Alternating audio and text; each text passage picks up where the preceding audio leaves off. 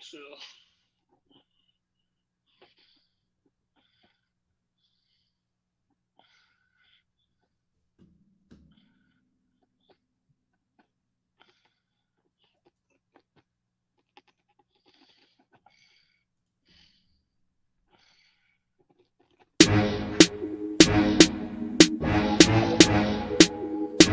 All right. Yes.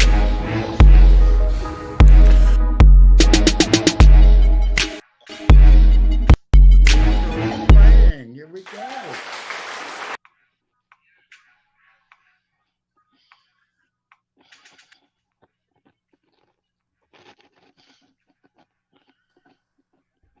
All right, Life with Brandon. Welcome to Life with Brandon. How's everyone doing on this fabulous Wednesday? We are great. How are you? I am doing good. I'm doing good. It's a rainy Wednesday where I am. And when I say raining, I mean raining. It has been raining since literally like 9 o'clock this morning. It has not Wow. stopped. The last time I looked at the news, like 3.8 inches have fallen. So it's raining So men. it's raining men, yes. Hallelujah. Wow, that's a lot of It's water. raining men. Welcome everybody. I hope y'all had a fabulous Wednesday for those who are ending their day. And for those of us who are just starting their day, I hope you have a great Wednesday. Today's show will be about why me, why us, and what for. Black discussing the state of black mental health in our communities. And I have Dr. Mary Douglas Bailey, who's here with us. She's going to come on a little bit later on and share some of her experts, expertise some experts. I can't talk today. Give us some experts knowledge about what's going on. She is licensed. This is her professional field. This is what she does. I'm gonna give you a quick bio about her. Dr. Bailey is the owner of MDB Professional Services and LLC, a behavioral health program. Dr. Douglas has worked over 25 years in the field of behavioral health as a community advocate. The passion has led her to be one of the city's of Wilmington most sought after presenters, life coach, educator, and trainer. Dr. Douglas provides individual and group therapy to transform the mental, social, family, and economic lifestyle of those who are experiencing disconnect with society. Her unique strategy, style, my screen froze up. Her unique strategy and style assists with, oh my goodness, really everything's going to freeze up now just because it's raining. My screen really went blank. I knew this was going to happen. Enough already, enough. I Yeah, knew I this was say going to that's happen. enough. Oh my God! But Dr. Bailey, you have your credentials. I'm glad you're joining us today. Tell me about what did you do this weekend, Dr. Bailey? Share with us your weekend before we jump into I do this our week. subject matter for the evening. Well, I'm working on a presentation for next Wednesday. So we've been first time we're doing a DOC with Department of Correction. First time we're doing our conference virtually, Okay.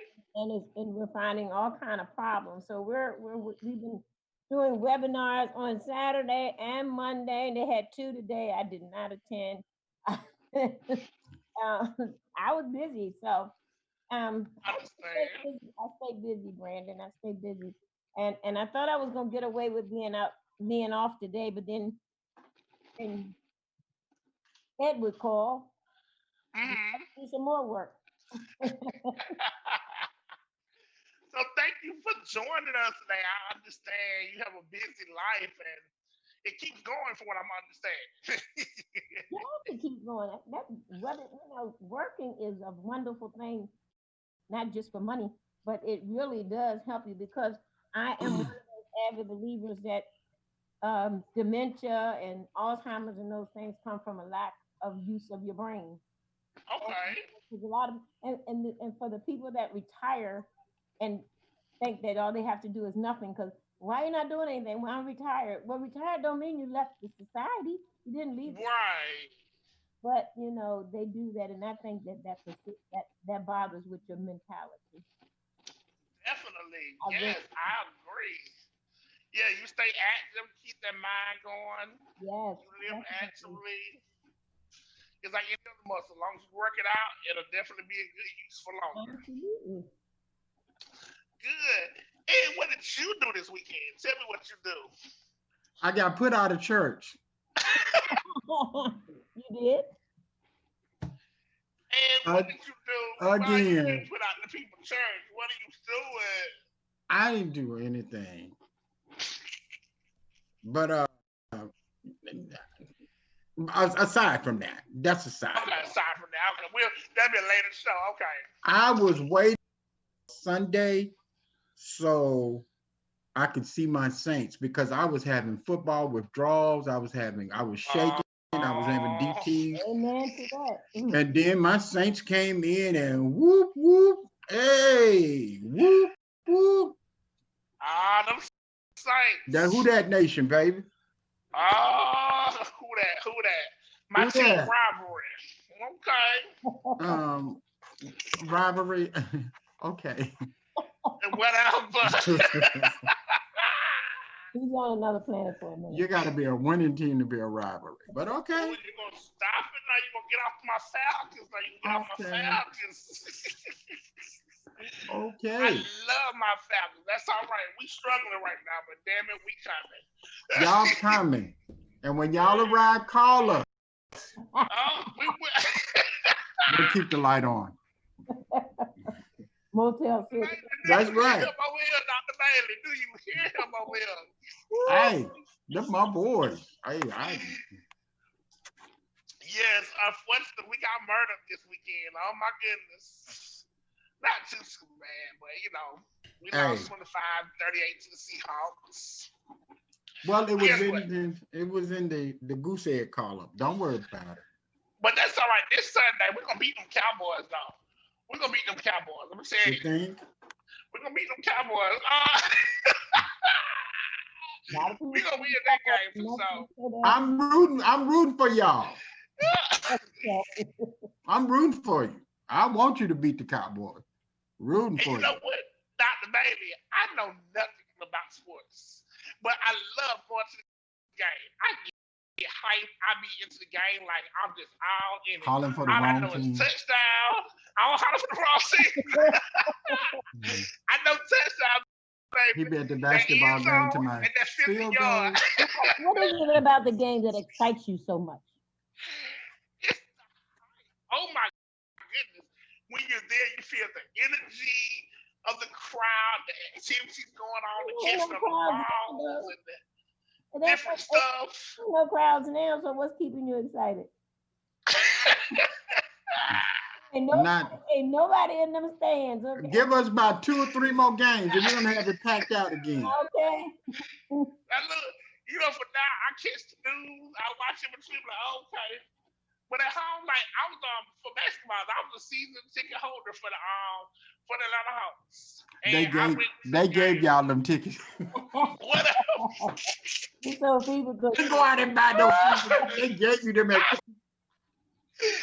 had a good time. But now I won't watch it at home too much, you know, unless I hear somebody hype my, it's gonna be like they can steal the ball or it's gonna be down in the end zone and it's a close. I mean, watch it then just to get that little hype, but anything else, I couldn't even tell you nothing about it. You sure don't. You be running in there when they say touchdown because you be in there making cakes and stuff. I know you.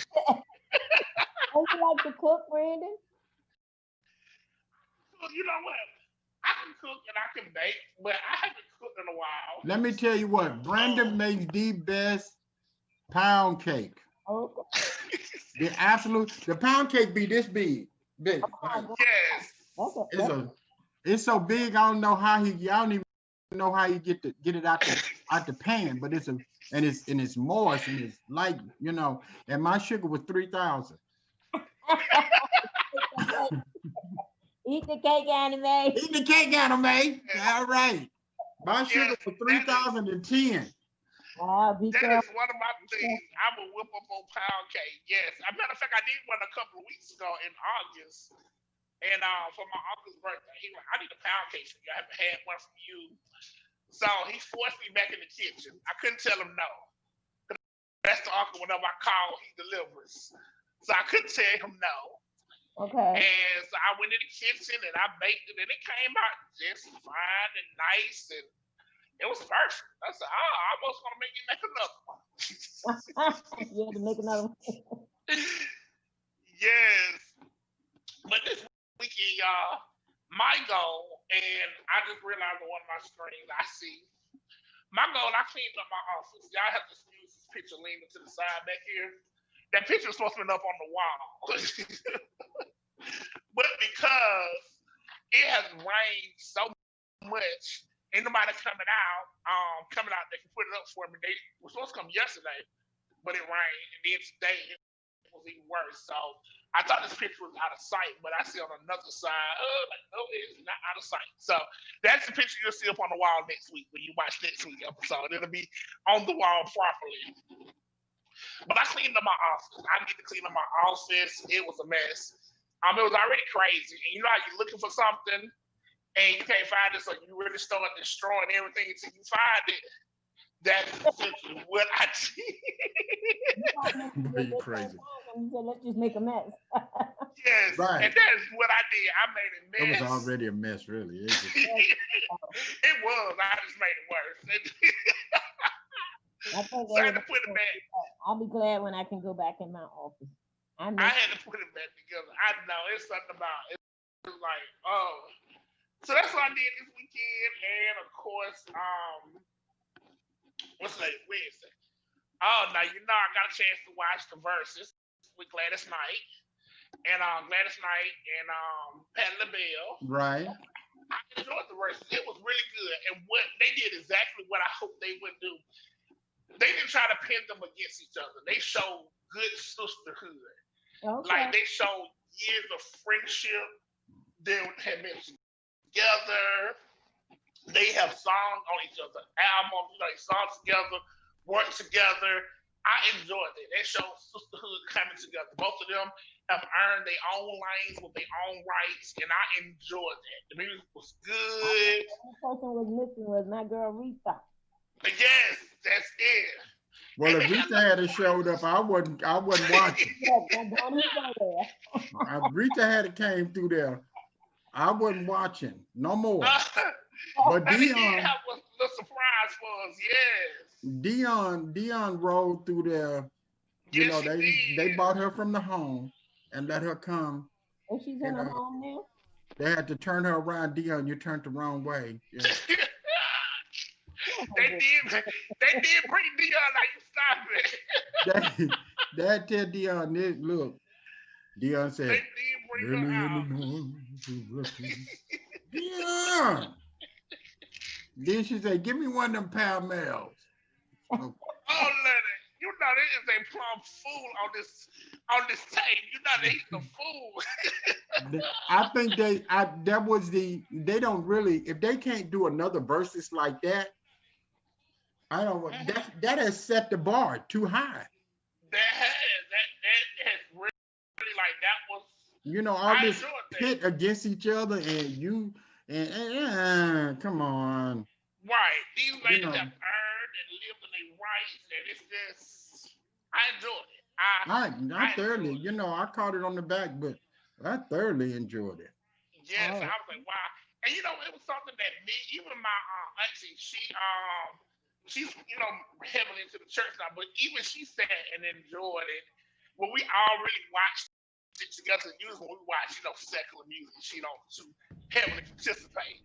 But she actually sat and enjoyed the music, and it was just great. Oprah was in, First Lady Obama was in. It was really great. Swiss Beats, Mrs. Birthday, and if I'm not mistaken, I think Swiss Beats is one of the producers that put it together. It was his birthday, so it was great. It was amazing. Awesome. Yes. So, and yes. P Valley. The P to the valley, down in the valley where the girls get naked. Come on, 1, 2, 3, 4, shake 'em, shake 'em.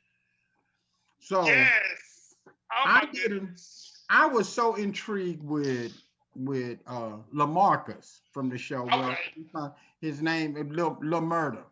Yeah, Lamurda. I Yeah, was Lamurda. so intrigued with his character and Mm-hmm. how he was, there's so many layers to this man. And this Big. character has so many layers to it. On one side, he's trying to be, that thug, that boy, the go-to, he's trying Right. to be him. But then he is, and I don't know how to classify Clifford yet.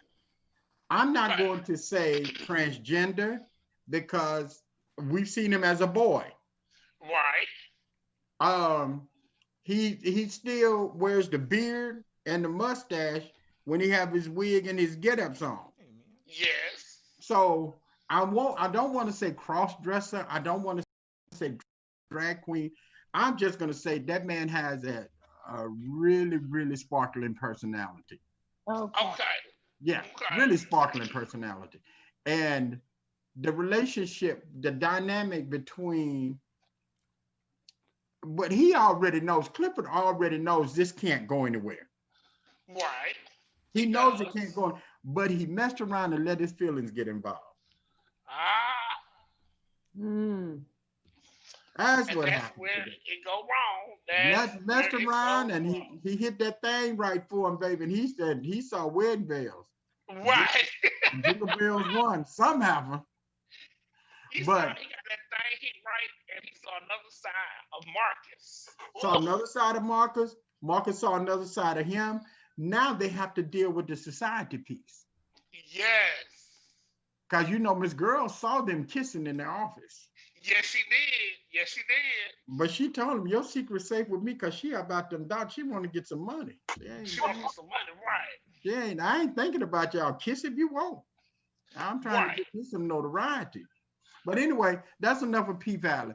Let's get, because we gotta get our guest. She's tired. She's my friend. Mary texts me every morning. I did. Mary sent me a text message every single morning. And when I was going through my dog spells and when I was sick and stuff, she would send those messages. I would get one every morning from Mary. Mary, I thank you for that. That's because I love you. I love you, kid, right? All You right. know you my girl. You start singing again yet? Girl, didn't I tell you they put me out the church? You wasn't listening. Well, they'll let you back in. All you gotta do is start singing. No. Okay, yes. Tell Dr. Mary, tell him he don't need no church to sing. Brandon. Yeah.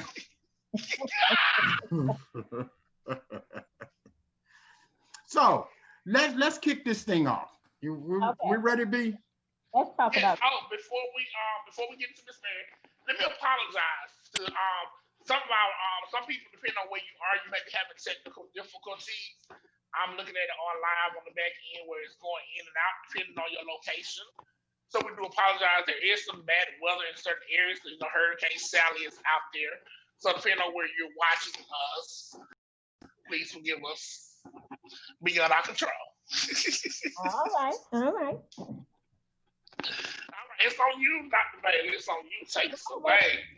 I'm going to ask Edward to start off with, because I like the format of what we're doing. So I'm going to let him start off. All right. Awesome. So in this whole thing that we're talking about mental health, and we're focusing on the African American community at large, both, and I want to put this out there. This is mental health has no sexual orientation. No, it does not. No financial issues, no none. None of that. So it doesn't matter. It runs across all lines. It runs through all bloodlines. So we have to, it's not only Black people, it's white people, it's brown people, everybody has mental health issues. Let's say that first and foremost.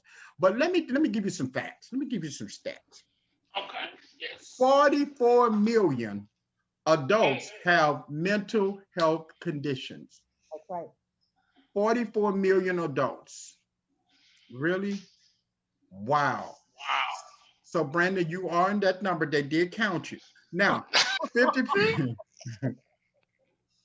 50% began, listen at this, 50% began at age 14 That's Really? and 75% at age 24. mm-hmm.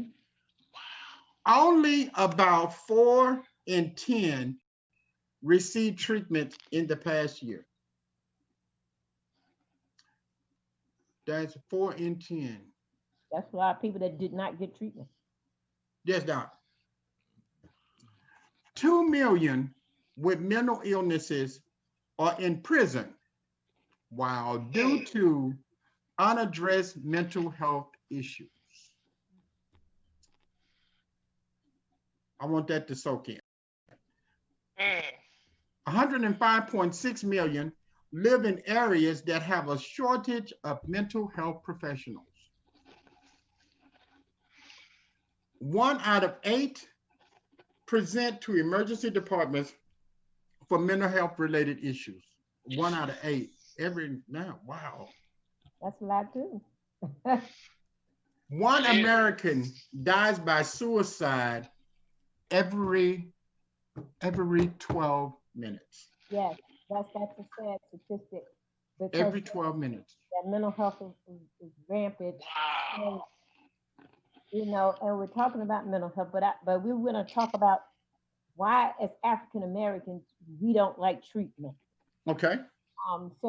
So a lot of those statistics that you see, we're not counted in the ones that got treatment. We're counted in the ones that didn't get treatment. So go back to our culture, our Black culture. My great-grands and our grandfathers and our great-grandmothers, what you do in my house, stay in my house. I don't care if they beat you to death, you keep it in here. And so we came up with that mentality, and we it's generational. We just brought it with us. We brought it with us. So what happens with that is that the African American community is not trusting, for one thing. We don't trust the mental health system. We don't trust the professionals, because most of the time, even in Black communities, there are white professionals. And when you're asking someone to trust a white professional that doesn't know anything about the culture, the Black culture, they don't know anything about our Black history, and that has surely been proven with George Floyd thing and started all that protest, that they don't know anything about us. So how do you treat us if you don't know anything about us? And then we go into your office, and they start doing therapy, but you didn't build that relationship with me, so I probably won't stay in treatment. That's just how that goes. And so we grew up with those taboos about mental health, and we don't even know sometimes ourselves that we have a mental health issue. I think people think we have mental health, you gotta have bipolar, you gotta have schizophrenia, but really all you have to do is have a bad day at work, or you're working on a job that you really, really don't like, and you come home every day stressed out and, sad and aggravated and everything because you're working on a job that you don't like, or you're not making enough money on that job. And so you have to work 2 jobs. And so now you're exhausted. You're exhausted, and your brain does not function when you're tired, exhausted. What happens at that point, when you're like that, is like you start getting stressed out. And once you start getting stressed out and you don't know how to bring it down, you don't know how to get it in perspective, you have a problem. That's when you need to talk to somebody. And so a lot of time people will talk to their spouse, and then they'll say, oh, you ain't listening to me. Well, really, your spouse is not the best one to talk to when you're stressed out, because you just stressed them out. So now you got both of y'all are stressed out. Okay, Mary, right there. Let me interject. So, well, I have a question really. So you just described mental health as not being the norm, the big words that we know, the bipolars, the depressions, the schizophrenia, those things that, you know, that we classify in our head or we see as mental health. Now, what I heard you just say is stress Yes, can bring on mental health issues. it when you let it go. Stress, because now you're worrying. Worry is a mental health diagnosis. So it's stress. So it's stress. And sometimes you don't know you're stressing. You know, it gets physical. You know, you'll have headaches sometimes. People will say their back hurt, their legs hurt, you know, they have panic attacks. All of that is a part of mental illness. You know, mental illness. To put a diagnosis on it, you want to say schizophrenia and bipolar, that's a mental health disorder. But to have a mental health illness does not necessarily have to be that traumatic. Okay, Brandon, did you know that? You know, for one quick second, Miss Mary, Dr. Mary, Yes. if you can turn a little bit closer facing the camera, Okay. your voice was kind of echoing off Can you hear on the that? back end. Okay. Okay. Yes, ma'am. That's better. One of the biggest organizations out there is called NAMI, which is the National Alliance on Mental Health. And they say 1 in 5 adults in the United States experience mental illness in a given year, regardless of race, creed, or color. Remember you said, doesn't matter. Mm-hmm. Okay, but in addition, according to the U.S. Department of Health and Human Services, Office of Minority Health, adult Black African Americans are 20% more likely to report serious psychological problems versus the whites. Because we let it go on for so long and we don't do anything until it's uncontrollable, until they can't control it. If they can't control it, they either go to the emergency room or they'll go to their regular doctor. And then the doctor will say, okay, well, I'm going to send you over here to see this person. And they'll say, I don't need no psychiatrist. Right, because at that point, they don't think that's what it actually is. They don't understand that you don't always have to have a psychiatrist. You don't. So I'm not a psychiatrist. So, but I do the same thing. The only thing I don't do is I don't give them meds. And I really am down on psychiatrists that just automatically write these scripts. Just give you something. Well, that's because you're not giving that person a tool to walk where you're giving them a pill. Right. You know, when you learn coping skills, when you learn mindfulness, or when you learn positive self-talk and affirmations, how to use a journal when you're stressing, those are tools that you can use all the time. Without a pill. Instead of getting addicted to them pills. So that's what I do. I give people tools to walk with. We call it a toolbox. And so when we identify what triggers you, what stresses you, we have to teach you how to deal with it. And I think, you know, even myself, I mean, I have times when I have to do my mindfulness and stuff too. You know, you think about sitting there all day and you're talking to people's problems all day. It's kind of hard because you don't want to let their problems become your problem. Right. And that counter-transference can truly help, can do a damage on you. So I end up doing a lot of things to calm myself down in between sessions. So that I don't, because if I'm talking to you and then I go to the next person, I can't take that same mentality to the next person. Okay, so question, Mary, you mentioned toolbox. Yeah. What does the average person need to have in their toolbox daily? Every day? Every day. What is the essentials? The first thing I think they need to have is gratitude. So, you know, so writing a gratitude journal, I tell my clients, think of 10 things that they're grateful for every day. And that's hard to do because you got to think of the things that the normal things you think about: food, clothes, you know, I'm doing okay financially. But what are 10 other things that you can figure out every day that you are grateful for? And if you do that every day, and you can find something every day that you're grateful for, which is very hard because now you got to deep down inside and think about that. You know, I mean, how many people are gonna say, "Oh my goodness, I'm so grateful I got a box of tissues here that I can blow my nose." So That's true. It's those little things that's there at the moment you need them that we take for granted. absolutely. So when you feel yourself getting like that, you can go to your gratitude journal or come out of one in your head and say, you know what, I'm so grateful for that umbrella that I got over there. So when I go outside, I'm not going to be wet. So it's a hard thing to do, but once you get used to doing it, you'll start using that instead of thinking those negative thoughts in your head. You just put a good thought in your head. So Okay. gratitude is one. What else do we need in our toolbox? The second thing I tell them to do is praise themselves. Acknowledge yourself when you do something good. When you do something that you're proud of, don't be afraid to pat yourself on the back. It's okay. And I think we don't do enough of that as individuals ourselves. Because I'm always hard on myself. You know, and have you ever noticed that sometimes a person can give you a compliment, and instead of taking the compliment for what it is, like you kind of felt uncomfortable? Mm-hmm. And that's what we do. We don't know how to accept gratitude. We don't understand how to do that. We're not ready for that. So we have to learn how to do that. The third thing I teach them to do is mindfulness or some type of yoga meditation. I love mindfulness. I think that's the key to a lot of stuff because mindfulness, it keeps you in the here and now. You're in the here and now. You're not worrying about what happened at work yesterday. You're not worried about what happened, what you got to do 5 minutes from now. You're in the present. So more like taking owner of the moment. Yes, you're in the moment.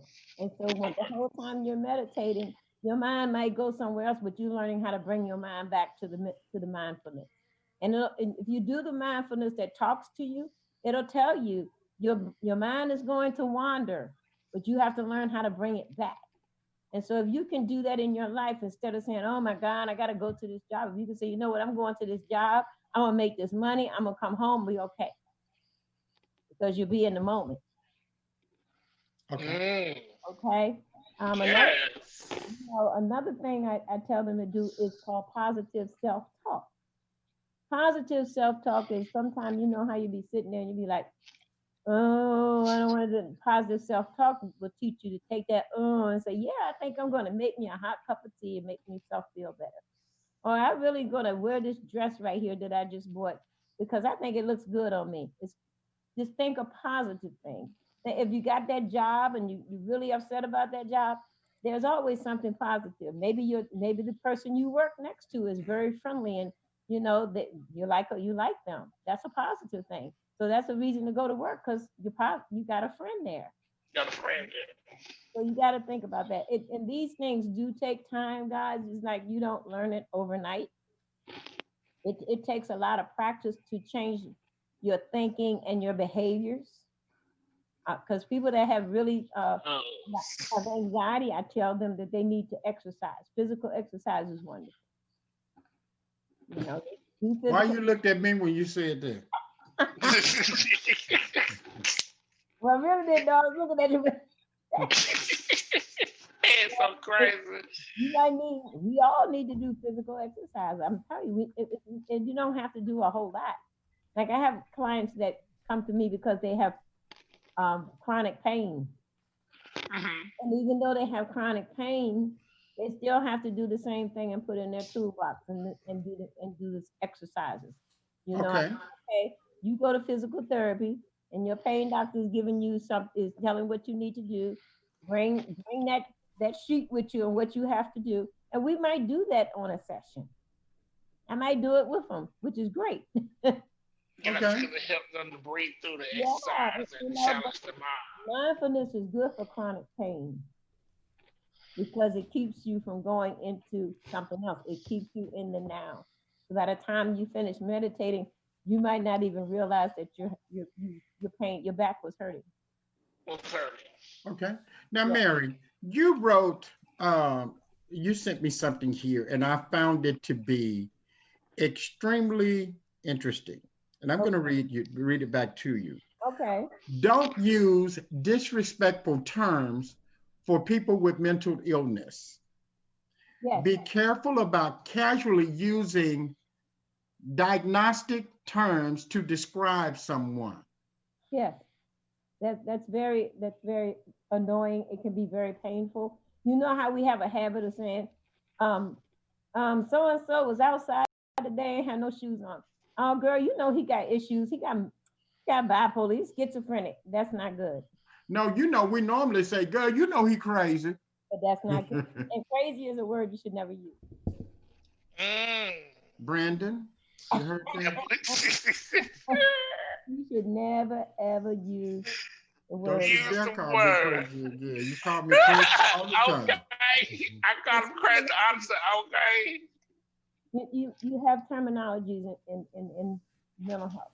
So they tell you if you're talking to somebody or whatever, even if they do have bipolar, just you don't have to say that. You don't have to say, "Oh, that's your bipolar showing up." No, that's not good because they're already experiencing some distress, and you just added to it, and it's disrespectful.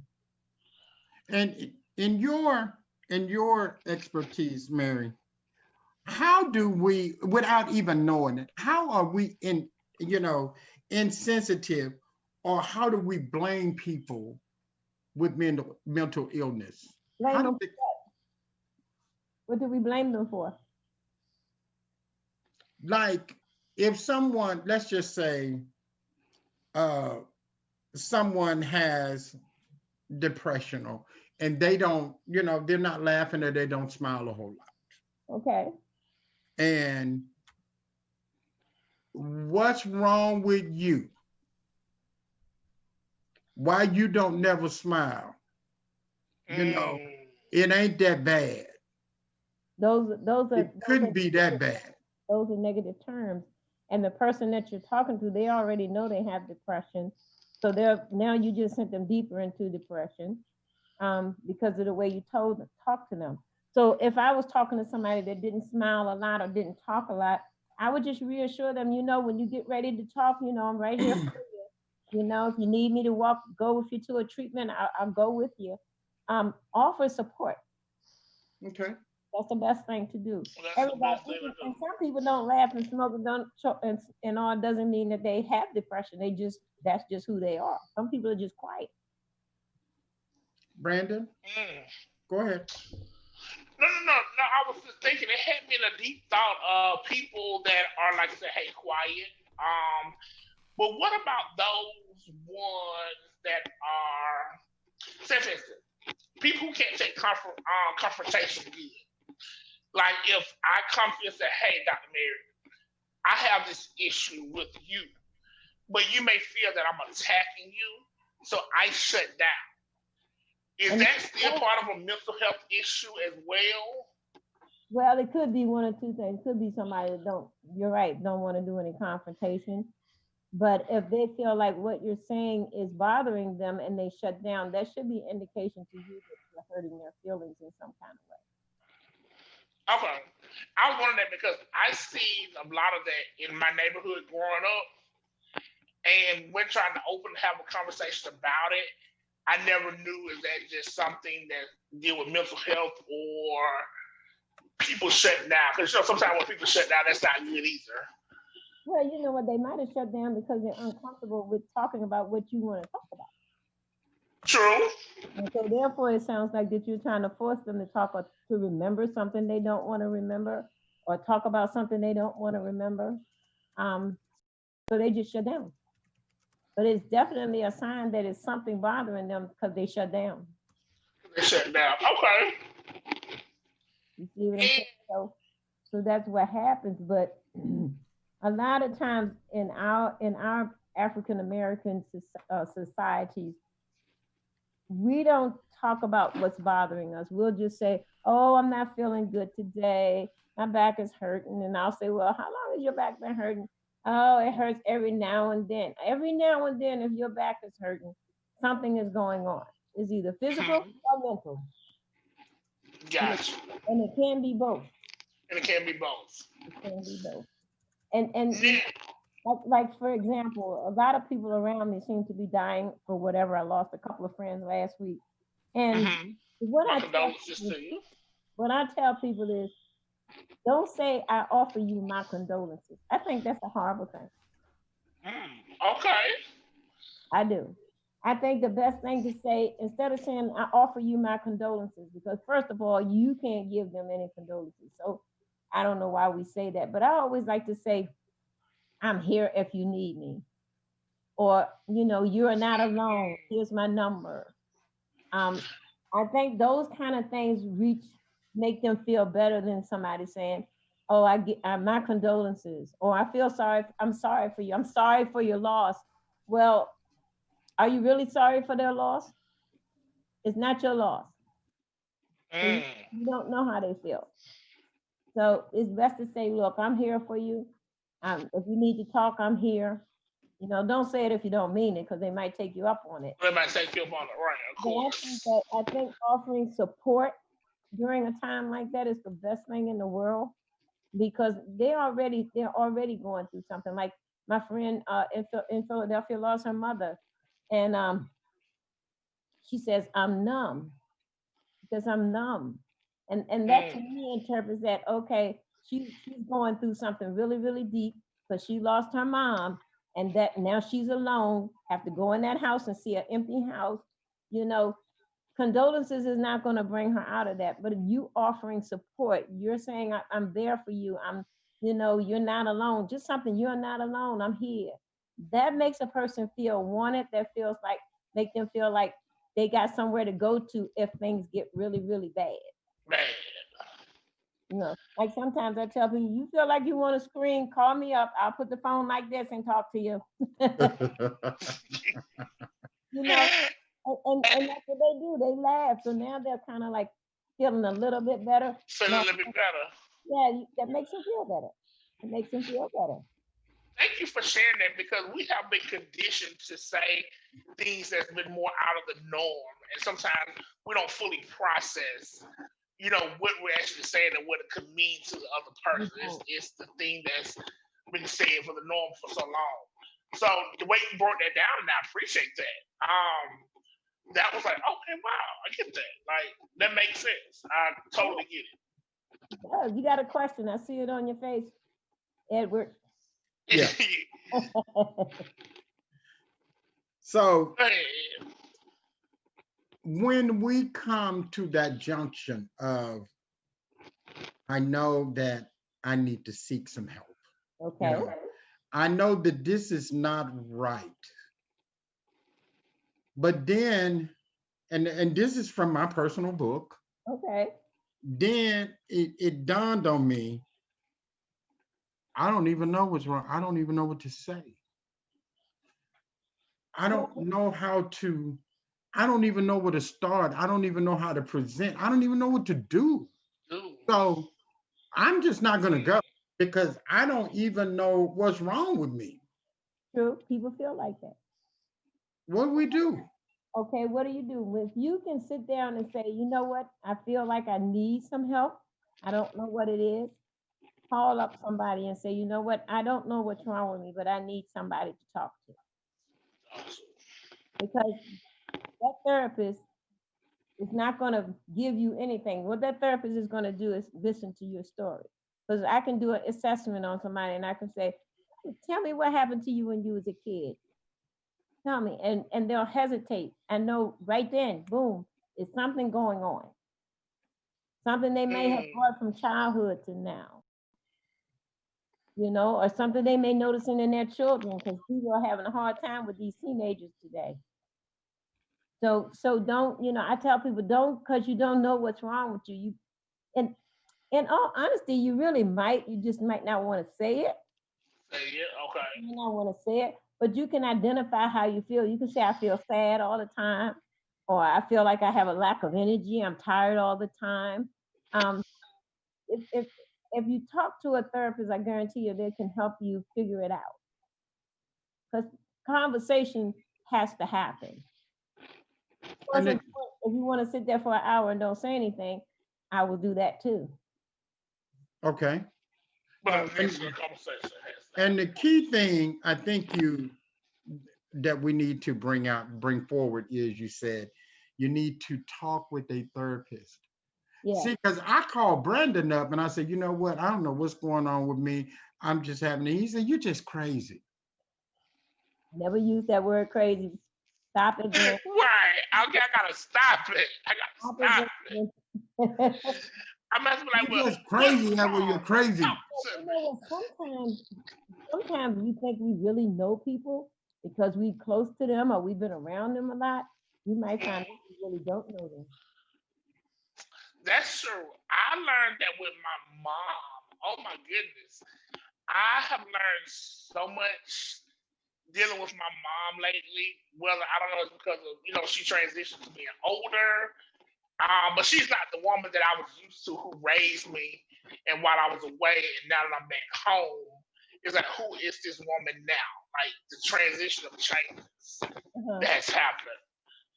So I definitely like you think you know somebody, you really find out like, no, this is totally different. Something has happened somewhere, but because you're close, but you're not close enough to catch what happened, and now you start to see like, whoa, Yeah. something has really happened. And our seniors have bad habits. They don't like to go to doctors. They don't like psychiatrists. They want everything. They think they can solve everything themselves. That's just how they feel about it. That's how they've been raised. That's how they talk about it. If I get somebody in my office and say they 55 or older, because I don't do past 65, but if Okay. 55 or older and they come in and I start talking to them, I find out that the dad was an alcoholic. He worked every day, but he was drunk. He was drunk. Mm-hmm. He worked every day, but he was drunk. So they'll say, well, he was a functional alcoholic. There's no such thing as a functional alcoholic. There's not? Oh. Nope, no such thing. An alcoholic is an alcoholic. He may think that he's functional, but he's really not. And a lot of times they'll say, "Oh, I can stop anytime I want to." That's a problem. That's a red flag. That's problem number one. When they say they can stop anytime they want to. Stop anytime. So I look at him and say, "Okay, so tomorrow you're not going to drink." And then they'll say, "Well, I can't promise you that." Yes, you can, because you just told me that. Stop when you want to. Stop anytime you want to, and you're sitting in my office, so therefore you must want to. And so it's just a play on words. But they'll be like, "Oh, you asking me to do something that I might can't do." So you're contradicting yourself. So maybe you do really have a problem. And they'll say, "Oh, you just want me to say it." No, I need you to know that you have a problem. A problem. So you can't move any further if you don't realize that you have a problem. There's no right, self-awareness. Yeah, there's no other step to go. We're just gonna sit here and you stuck because you don't have a problem. You just gonna sit here and run this bill up. Okay, yeah. Yeah. Self-awareness. You gotta be self-aware. You have to be self-aware. But one thing about our people, because I noticed that I was talking to you earlier, when you were talking about the vicious cycles of African Americans. Yes. Our vicious cycle started back in slavery time. And how that happened is because we were being slaves, being separated from our families. Like they didn't have a problem taking the husband from the mother and the child. They didn't have a problem taking the child from the mother. They didn't have a problem. So we had disparities and we brought a lot of those disparities with us. So when you talk about vicious cycle, that is where that vicious cycle started, trying to regain our families. We never regained our family. We don't know who our history is. I hear people say, "Oh, I got this thing and I paid for what is that ancestry, something another that I have." I don't have a lot of faith in that because a lot of things happened during slavery, especially with the with the women. The women were raped by the masters. And so you don't know where those children are, or you had a child with your husband and they sent that baby, sold that baby somewhere and gave them a different name. So who are we? We don't know who we are. So when you talk about vicious cycle, the cycle started then and it's still going on and on and on. Now with the thing with George Floyd, what that has done is made people aware, like yo people, we're really still having that vicious cycle. We're still in it. They're killing us. They've always killed us. The only reason they're doing it now is because social media. But it has always been there. And we have always succumbed to to the white privilege. So when white people tell me, well, I don't know what white privilege is, I kind of look at them sideways. I said, because you don't want to get me started on telling you what it is. But we've lived that way. Like I come from down south, and even though I stayed down south until I moved up here in the 80s, and the prejudice down there is blatant. People accept the prejudice down there. They know that is down there, and they just abide by the law, so they don't have to worry about it. But then you come up here, like here, New York and Washington, D.C., and places where it's undercover. It's an undercover thing they do to you.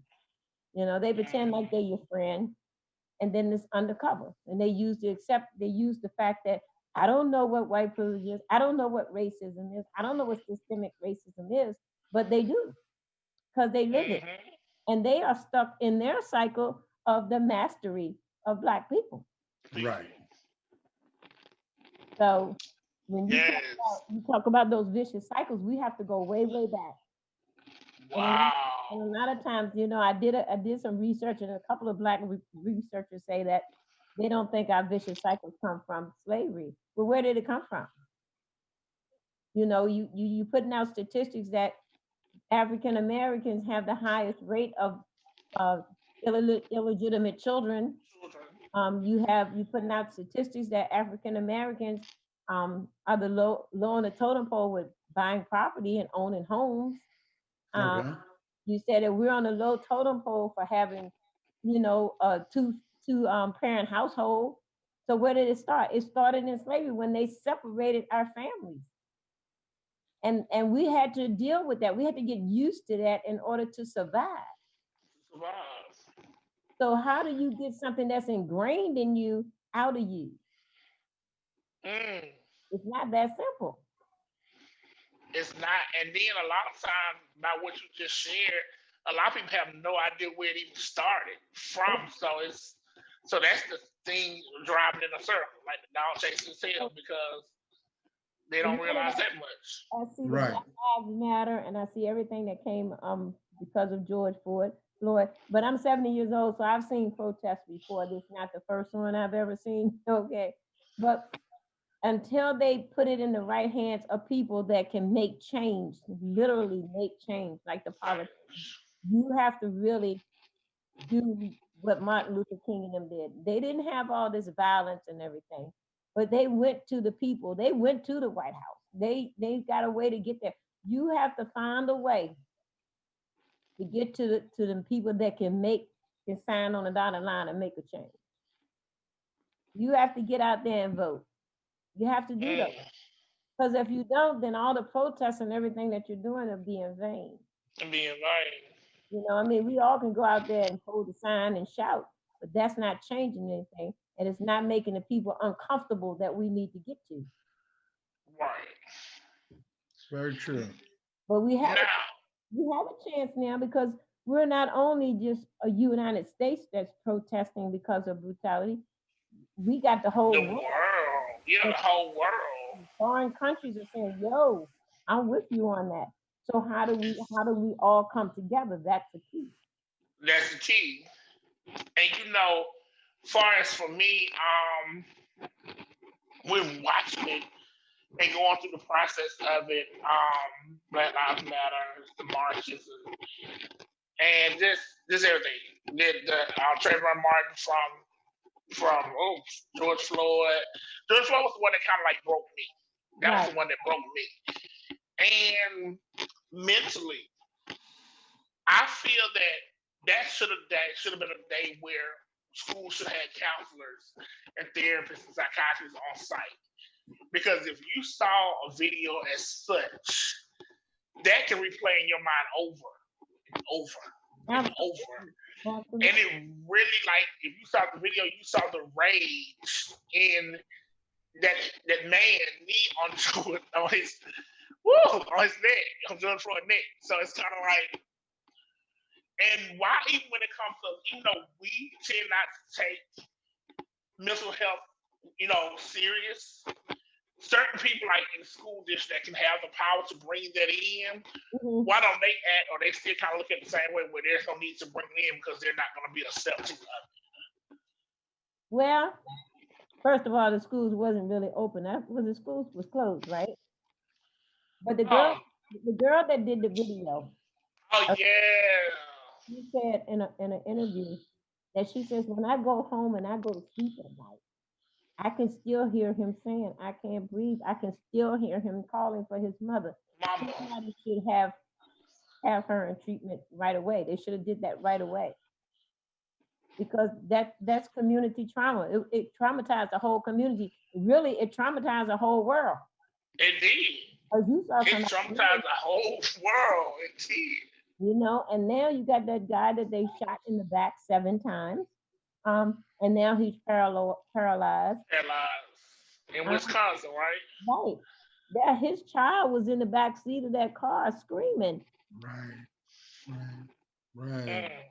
Think about what he sees all the time when he and that's his father. You know, he Mm. probably hate white men, hate police. You know, he's going to go through a whole lot mentally because that's a hard thing to take. That's a hard thing to take. So the intervention has to start for him now. But yes, it should start with him. If he's 2, 3 years old, there's treatment for him. They will do things like what they call play therapy. They'll do dance therapy. They'll do all kinds of things that get him to talk about it in his language, It's like, okay. and, you know, he probably can't talk as well as we do, but he can do things like draw pictures of what he's thinking about, what's happening. A lot of times you'll see children when they go to therapists and they're not talking, they'll give them a piece of paper and a pen. You might see that child draw a picture with a noose around the dad's neck because he's being abused at home and he just wants that person gone. Gone. So yeah, so there's a therapy for everybody, and it's so sad that people are not susceptible to getting treatment. That Well, they Dr. Mary Douglas Bailey, it has been an honor. It's been a privilege for you to share your knowledge and expertise today. You've definitely enlightened me on a whole lot of new things today. And I'm sure you have done as well for our viewers and Ed as well. These are some very interesting questions. It made me think. Made me think about some things with my own childhood. Made me think about current things and this how mental health and being able to seek mental health like maybe like you said. I'm sorry, I'm talking fast. Mental health issues, seeing it as being similar as I'm overworked. I'm underpaid, and because I'm going through something that I hate or that I'm not happy at, how it can evolve and play on my mental health. Things that we tend not to take, things that we tend to overlook. right. So it's definitely giving me an eye opening on that. And I greatly appreciate you sharing and educating us with that If you're a knowledge. caregiver, you are a caregiver to your mother, right? Yes. You definitely should be talking to somebody Yeah, awesome. Jesus, you feel me? How you feel me? because you're giving your all in all to somebody. That's draining. Yes. Yes. Yes. And you are right. You know what? You are absolutely right. I never thought about beyond that. You are absolutely right. So I Call definitely me signed up somewhere. so I can tell you, you crazy. Hey, Doc, my friend, listen, how can they find you in your Yes. Find me on Facebook under MDB Professional Services. They can call me. I gave you a slide with my name and number on it. You can put that up there and let them see that. Yes. You can I'm on where am I on? I'm on Facebook. I'm on Instagram. I think I'm on Twitter. I'm not sure. Um, So you're taking virtual visits now, right? yes. Are The you only thing about here is I'm in Delaware. okay? Therapists can't do therapy with anyone outside of the state that they live in unless they're licensed in that state. Okay. So if they're outside of Delaware, they don't need to call me. They need to call somebody, but not me. Okay. I'm only taking Delaware people. Okay. Okay. So and you are accepting new patients, Oh, new definitely. clients. I can say I can do 10 more people. After that, I probably would close it down for a while. Okay. You don't want to, because if I take 10 more people, and that you see that pile, and then I got a pile down there. So the hard thing about telehealth is that you're working outside of your office. So where you're organized in your office, because everything, you got the file cabinets, got this, you got that. You don't have that at your house. At your house, right? In order to sit down and have breakfast, I got to move all this stuff off. And then put all this stuff back. Put it back on the table, right? Absolutely. And then I'll be so glad when I go back to my office. All right. I understand. Oh my goodness. Hey, you have anything else left for That's Dr. it. Mary? I just want to thank my great this lady. I love this lady. She has been such an inspiration and such a, I cried on her shoulder, We all have. We done did everybody. and she didn't charge me a dime. Well, you know what? Just a lot of times people misconstrue. They think that because we do a lot of therapy that all of this about the money, but I love what I do. Awesome. I love what I do. So anytime I can help anybody, I don't ask them how much money they got, but I will tell them, I said, well, if you don't come to me, you need to go to somebody. Don't go back home and get back into your turtle cave and then you need help. Don't do that. Okay. Yes. I call it a turtle cave. When you go home and you go in that turtle cave, that's not a good place to be. That's not.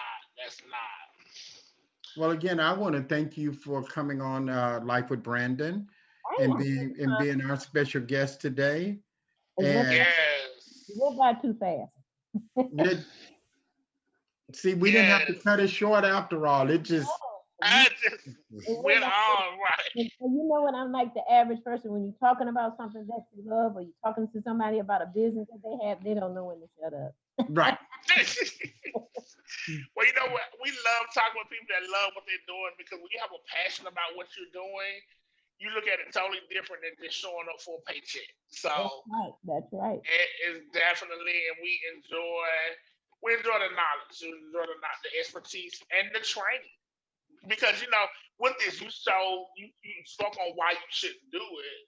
So educating and the different results of the actions, I love it. I love it. So kudos, thank you, appreciate it. Anything else before I close out? That's it, Mary. Again, thank you, and I will be looking for my text. Thank you for having me. You'll get one in the morning. I know it. I'll be looking for it. It comes between 5:30 and 6. Okay. All right, guys. Y'all be good. Thank you so much. And you're really not crazy. Not at all. This has been Life with Brandon. Thank you guys for watching. Thank you for listening. Thank you for being a part of today's show. Mental health is an important piece that plays in the African American community, heterosexual or homosexual. Mental health is important. As facts that was read earlier, if I'm not mistaken, in 12, each person died every 12 minutes from suicide. They kill themselves. Suicide. One person dies from suicide every 12 minutes. Every 12 minutes. Every 12 minutes. Though that is an alarming rate. If you just feel like you don't trust a therapist, you need to talk to someone. Talk to someone, somebody. Talk to them. Everybody needs a good person. I've said in the show before, previous episodes, Ed has been that person. Somebody just called to and rant and vent, and we'll be all right. I may need to cuss them out. I feel better. We go eat dinner and laugh like it's nothing. And like it's done deal. So everybody needs that person in their life. And therapy, even with myself, I'm a caregiver to my mother. I'm not even realizing I need to sit there, because caregiving for someone is draining. When you're taking care of them, trying to make sure they're good and having to deal with them and dealing with our seniors. If anybody dealt with our seniors, we love them, but some days they are a handful. Yes, they are. Yes, they are. Yeah, I had a fool. So thank you again for watching the show. Of course, links are going to be in the chat room. You can always look at Life with Brandon, like and subscribe. Also, like ART, which is Atlanta Radio Theater. That is our production company. Hope you all enjoy your Wednesday evening. Relax. Remember to live, love, and laugh. Until next week, you all have a good night. Bye-bye. Next week. Bye-bye. Bye-bye. Yes.